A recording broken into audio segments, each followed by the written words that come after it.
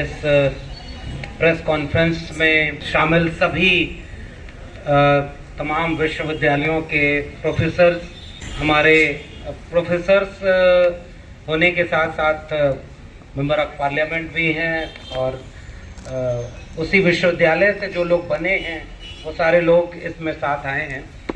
आप सबका बहुत शुक्रिया और प्रेस के साथियों का भी अभिवादन कि ऐसे वक्त में आप तमाम तरह की मिमिक्री छोड़ करके देश के सबसे संवेदनशील मुद्दे पर बात सुनने के लिए यहाँ आए हैं। हम उम्मीद करेंगे कि आपके जरिए ये पूरे देश तक इसका पैगाम जाए कि हम यहाँ क्यों प्रेस कॉन्फ्रेंस कर रहे हैं। आज के वक्त में एक सस्पेंडेड मेंबर ऑफ पार्लियामेंट बैठे हैं और आज मैं आपके बीच में एक एक्सपर्ट असिस्टेंट प्रोफेसर यानी निष्कासित असिस्टेंट प्रोफेसर आपसे अपनी बात कहने आया हूं। ये इस समय का माहौल है, इस देश का माहौल है। जिन्हें इस समय जो काम करना चाहिए वो काम नहीं कर रहे और जिन्हें जो नहीं करना चाहिए वही वो काम कर रहे हैं। ऐसे वक्त में हम यहाँ क्यों आए हैं? हम असल में इस देश की सबसे जरूरी सवाल शिक्षा के सवाल पर पूरे देश का ध्यान आकर्षित करना चाह रहे हैं और वो इसलिए करना चाह रहे हैं कि इस समय बहुत सारी बर्बादियां तो दिख रही हैं, लेकिन इस देश की सबसे बड़ी बर्बादी जो शैक्षणिक संस्थानों की हो रही है वो शायद इस देश के बाकी लोगों को नहीं दिख रही है, लेकिन हमें दिख रही है और हम उसकी बर्बादी के शिकार भी हो रहे हैं। हम इसके आखिर में फिर बात भी करेंगे कि इस प्रेस कॉन्फ्रेंस के बाद क्या होगा। फिलहाल मैं विश्वविद्यालय से निष्कासित किया गया और इसके पीछे क्या वजह है वो लिखित नहीं है और जिन्हें हमारी जगह पर रखा गया उनकी मेरिट पब्लिक डोमेन में नहीं है। इस प्रेस कॉन्फ्रेंस से हम ये जानना चाहते हैं कि बतौर नागरिक या देश के बाकी लोग भी अगर इस बात से सहमत होंगे तो उन्हें भी ये जानने का हक है कि देश के केंद्रीय विश्वविद्यालयों में नियुक्ति प्रक्रिया ये कैसी है कि 4, 6, 10 लोग बैठ करके आखिर में निर्णय ले लेते हैं कि हम किसको नौकरी पर रख रहे हैं। और ये कोई सामान्य नौकरी नहीं है, ये एक विश्वविद्यालय के प्रोफेसर की नौकरी है, सेंट्रल यूनिवर्सिटी के प्रोफेसर की नौकरी है और जो इस कदर भ्रष्टाचार में लिप्त है कि वो किसी को भी चुन चुन कर नौकरी से निकाल रहे और अपने विचारधारा के लोगों को, अपने पार्टी के कैडर के लोगों को और जिनकी मेरिट बेहद खराब है उनको अपनी अनुशंसाओं पर नौकरी दे रहे हैं। और अगर ऐसा होता रहा, जिसके शिकार मैं अकेला नहीं, मेरे जैसे दिल्ली विश्वविद्यालय के तकरीबन 1000 प्रोफेसर हुए हैं जो कोई 4 साल पढ़ाया तो कोई 14 साल पढ़ाया, कोई 20 साल पढ़ाया और 24 साल भी पढ़ाने वाले लोग नौकरी से निकाल दिए गए। तो जो नियम कायदा बना है उसके शिकार तो वो लोग भी हुए जो कुछ नहीं करते थे, जिनकी मेरिट नहीं चेक की जाती। दिल्ली विश्वविद्यालय और देश के तमाम विश्वविद्यालयों में 1 मिनट, 1.5 मिनट, 2 मिनट के इंटरव्यू होते हैं जिनमें कायदे से 2 सवाल भी नहीं पूछे जा सकते, लेकिन उस पर आपकी पूरी किस्मत का फैसला किया जाएगा। एकेडमिक मेरिट का कोई मतलब नहीं।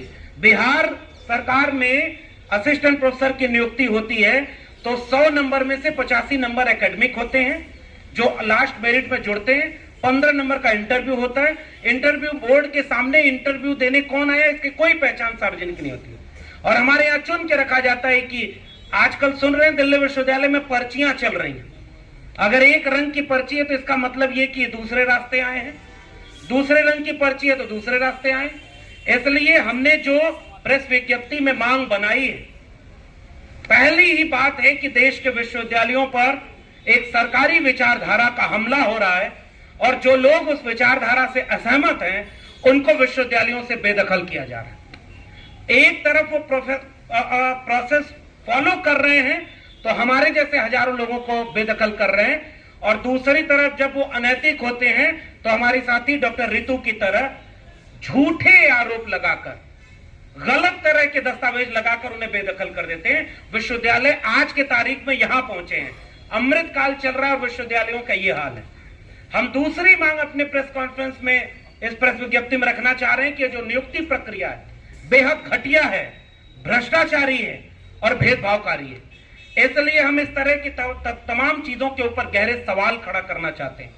यह नियुक्ति प्रक्रिया बेहद कम मेरिट वाले लोगों को, मिसाल के तौर पर मैंने बाद में यह कहना शुरू किया कि मेरी मेरिट में एपीआई स्कोर 96 है, कुछ ऐसे भी लोग होंगे जिनका 98 होगा, 100 होगा, उनको निकाल करके 50 एपीआई, 52 एपीआई वाले किसी अपने प्रोफेसर के रिश्तेदार को, किसी पार्टी के कैडर को ये दिल्ली विश्वविद्यालय में अगर नौकरी दी जा रही है तो इसके दो सवाल हैं कि अगर नौकरी दी जाती है तो वो हमारी मेरिट चेक कर दी जाती है या हमारी विचारधारा देख कर दी जाती है। हम इस देश के नागरिकों की तरफ से यह सवाल देश की सरकार से पूछना चाहते हैं। और दूसरी बात, अगर मेरिट देख करके नौकरी दी जा रही है तो वो जो कम मेरिट के लोगों को असिस्टेंट प्रोफेसर आप यूनिवर्सिटीज में बना रहे हैं, आप लाखों बच्चों का भविष्य अंधकार में ढकेल रहे हैं। और अभी हमारे साथी एकेडमिक काउंसिल के मेंबर माया जी ने बताया, भी बच्चे लिख करके कंप्लेन कर रहे हैं कि इस टीचर को पढ़ाने नहीं आता, क्योंकि मेरी जगह भी जिन्हें नौकरी दी गई उन्हें स्कूल से ला करके वहां रख दिया गया।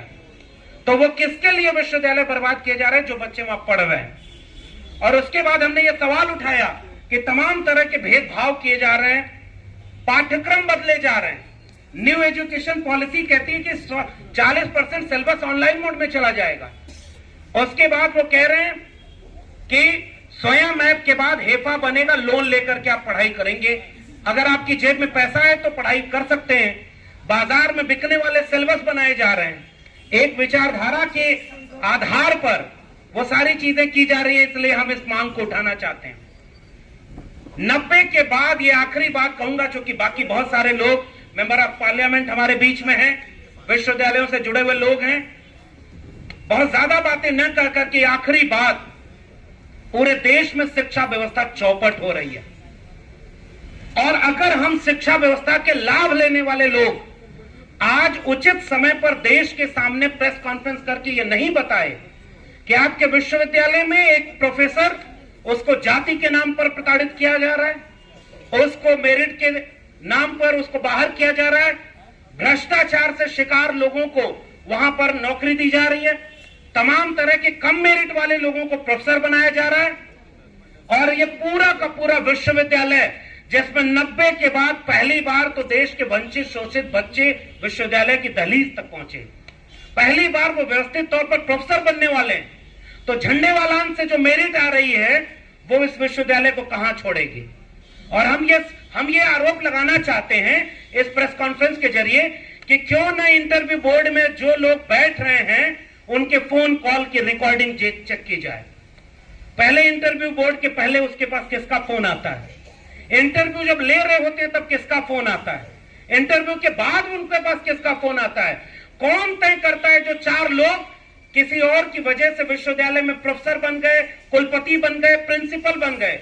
अगर वो किसी शाखा के सदस्य होकर के भी प्रोफेसर और प्रिंसिपल बन सकते हैं तो उनकी विचारधारा से अलग राय रखने वाला भी उस विश्वविद्यालय में प्रोफेसर क्यों नहीं बन सकता है। और अगर ये सवाल पूरे देश का सवाल नहीं बन पाया कि विश्वविद्यालय का मतलब ये वैश्विक ज्ञान के केंद्र है और यहां पर तो ग्लोबल नॉलेज की बात की जाती है, और उन विश्वविद्यालयों को एक विचारधारा और एक सरकार में अगर महदूद कर दिया तो 90 के बाद जो ये पहली पीढ़ी के वंचित शोषित गरीब कमजोर के बच्चे विश्वविद्यालयों की खेत खलिहान से निकलकर मजदूरी किसानी से कर यहां तक पहुंचे हैं, अब उनके लिए एक बर्बाद विश्वविद्यालय खंडहर बन के इंतजार करेंगे। अगर आपकी जेब में पैसा है तब इसको आप पढ़ सकेंगे। इसलिए इस प्रेस कॉन्फ्रेंस का मकसद ये है कि अगर इस देश के नागरिक हमारी बातों से सहमत होते हैं और शिक्षा और स्कूल कॉलेज विश्वविद्यालय की बर्बादी को देख पा रहे हैं तो आज से हम शिक्षा बचाओ संविधान बचाओ मुहिम जैसा तमाम सवालों को एक करके देश भर की शिक्षा व्यवस्था पर एक देश को जागरूक करना चाहते हैं कि इस विश्वविद्यालयों को बचाइए जिन्होंने हम जैसे लोगों को तैयार किया है। हमने विश्वविद्यालय में पढ़ करके यहां तक पहुंचने का सफर तय किया, लेकिन अब ये सीढ़ी तोड़ी जा रही है जिस पर चढ़ करके हम यहां आए। इसलिए हमारा फर्ज है कि उस तोड़ी जा रही सीढ़ी के खिलाफ बोलें और ये आवाज उठाएं। और हम चाहते हैं कि इस पूरी प्रेस कॉन्फ्रेंस के बाद इस देश में इस पर विचार हो कि आगे का सफर कैसे तय करना है। आपने मुझे सुना, बहुत बहुत धन्यवाद।